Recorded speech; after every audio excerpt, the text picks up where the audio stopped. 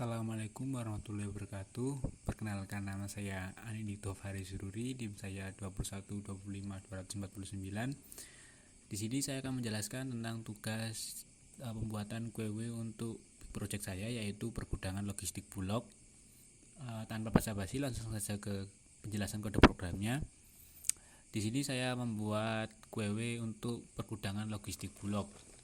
Untuk baris ke-5 sampai baris ke-8 saya membuat struct yang dimana di dalamnya terdapat tipe data string dan integer dengan masing-masing bervariabel nama dan berat.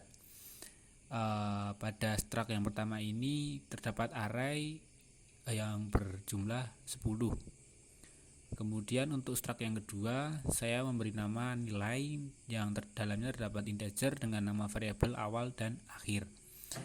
Kemudian pada baris ke-14 sampai baris ke-20 dan baris ke-22 sampai baris ke-28, di sini saya membuat dua bool atau boolean.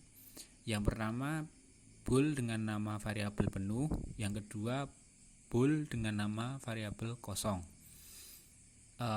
Pada boolean yang pertama dengan variabel penuh terdapat percabangan if else, yang dimana pada parameternya jika struk nilai dengan variabel akhir sama dengan 10 kurangi 1, maka direturn true.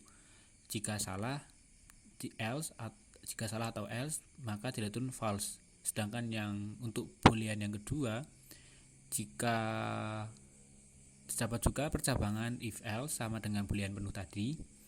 Pada percabangan ini, jika struct nilai dengan nama variabel akhir sama dengan min 1, maka direturn true. Jika salah, direturn false. Jadi seperti itu. Untuk selanjutnya, saya dan kelompok saya membuat fungsi.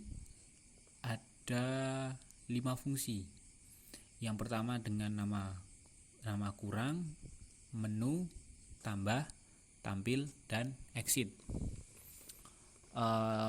Setelah membuat fungsi tadi, saya membuat QW untuk algoritma perjalanannya. Yang pertama membuat terlebih dahulu fungsi menu, yang dimana terdapat integer pilih. Kemudian menjabarkan atau mengoutputkan daftar penginputan data beras, yang dimana terdapat list. Yang pertama masukkan data, yang kedua hapus satu data, yang ketiga tampilkan data, yang keempat exit, dan yang kemudian bawah baris ini yaitu untuk masukkan pilihan Anda, apakah 1, 2, 3, atau 4. Kemudian setelah memilih, maka terjadi percabangan if else if, yang dimana setiap percabangan menggunakan fungsi pada fungsi yang telah kita buat tadi. Seperti pada baris ke-46 sampai ke baris 57, dimana if yang pertama, jika pilih sama dengan 1, maka akan munculkan fungsi tambah.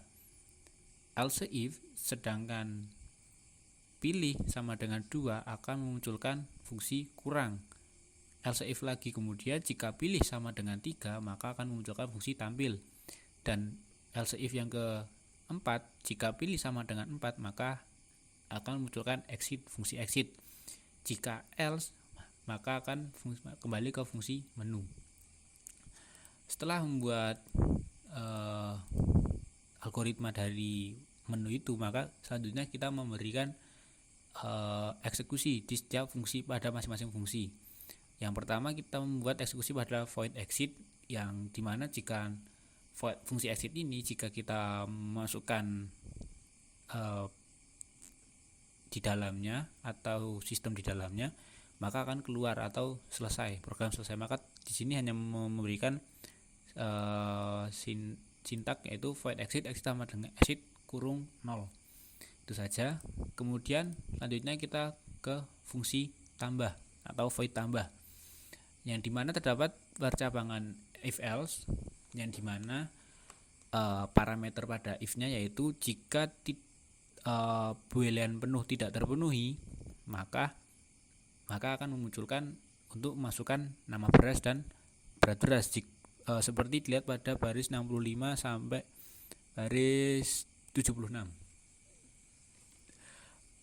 If tidak sama dengan boolean penuh tidak sama atau tidak sama dengan, maka akan munculkan cout masukkan nama beras. Di sini kita mendeklarasikan string nama dan indeks beras itu untuk simpan data sementara.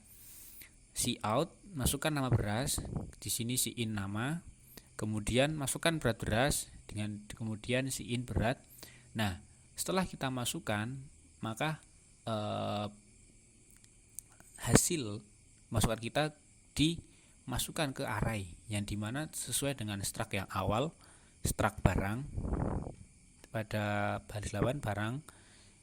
Di sini barang, nilai, dan pada struct akhir dengan nama struct nama itu sama dengan nama pada baris ke 68 dan sama dengan yang berat.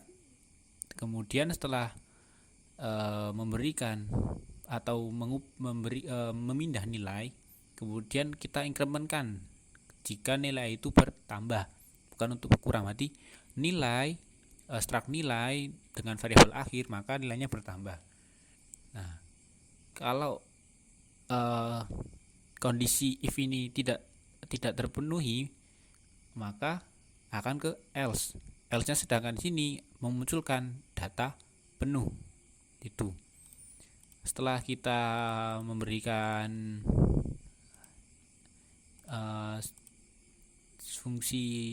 eksekusi fungsi pada fungsi tambah, kemudian masuk ke fungsi void kurang, dimana hampir sama dengan yang tambah. Ini bedanya hanya kan kita tadi membuat dua boolean, yang penuh dan kosong.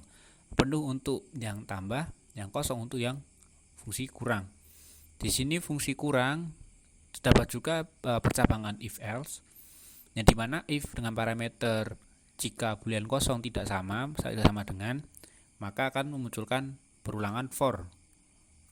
Dan di sini perulangan for ini nantinya data awal itu akan dihilangkan, kemudian data pada indeks berikutnya akan menjadi data awal. Di sini for integer i dengan struct nilai awal, jika i lebih kecil dari struct nilai dengan nama variabel akhir, maka incrementnya i++ atau i bertambah, yang di dalamnya terdapat permindahan data dari struct barang dengan nama menjadi struct barang i plus 1. Jadi barang yang awal tadi menjadi hilang, digantikan dengan barang yang berada di indeks plus 1. Sama juga dengan halnya yang berat, karena tidak ada bedanya, ini sama-sama memindahkan.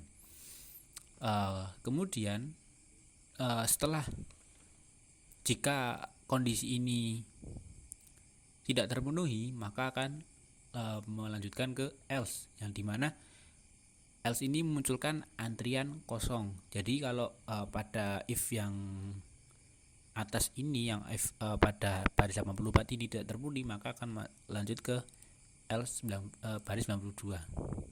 Setelah memberikan